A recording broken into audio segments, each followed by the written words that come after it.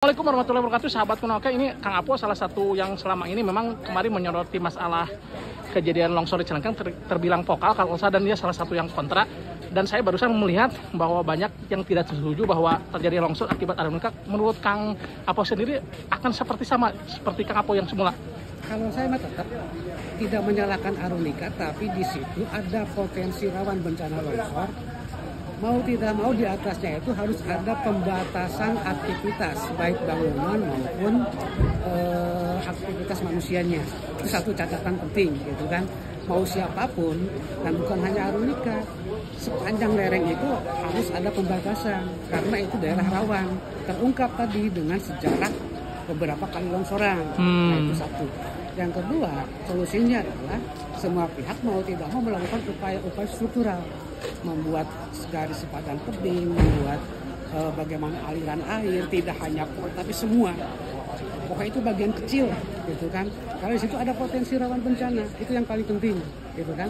Dan harapannya bukan hanya arunika, semua kita mengingatkan semua pihak untuk memperhatikan potensi rawan bencananya, gitu kan. Berusaha itu bagus dan itu sangat-sangat mendukung pemerintah, tapi jangan sampai di samping kita berusaha tapi kita mengabaikan potensi kerawanan. Memang sekarang kondisinya kalau kata si Akang Palutungan itu sudah seperti apa, Kang? Keparahannya, tingkat keparahannya, Kang? Kalau saya nggak tahu sih secara pelaksanaan, yang jelas di situ sudah tidak terkendali. Orang bisa membangun apapun dimanapun, apalagi itu di lahan pribadi.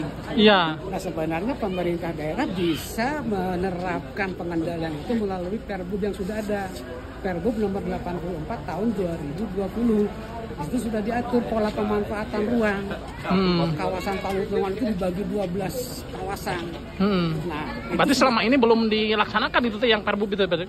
Ya, saya kalau melihat sekarang kayaknya belum. Saya juga kadang prihatin sekarang banyak bangunan yang tinggi-tinggi terus pakai beton, kalah sedih gitu. Ya, di Perbup itu sudah jelas bagaimana struktur bangunan, bagaimana posisi dasar bangunan, lantai bangunan, ketinggian bangunan, kemudian bahan-bahannya itu sudah diatur.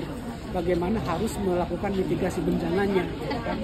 Kalau sekarang ini selama ini belum dilaksanakan dengan benar. Berarti sekarang itu momentum yang tepat ketika melihat kebijakan-kebijakan gubernur yang pro lingkungan sebenarnya ya? Ya, itu sebenarnya peluang bagi Kuningan untuk mencoba membenahi dalam penataan pemanfaatan kawasan sebelum terlambat. Iya, jadi segala sesuatu kita ambil hikmahnya. Salah satu hikmahnya adalah ketika terjadi ini, jadi pemerintah lebih aware lagi atau lebih care lagi mungkin ya? Iya.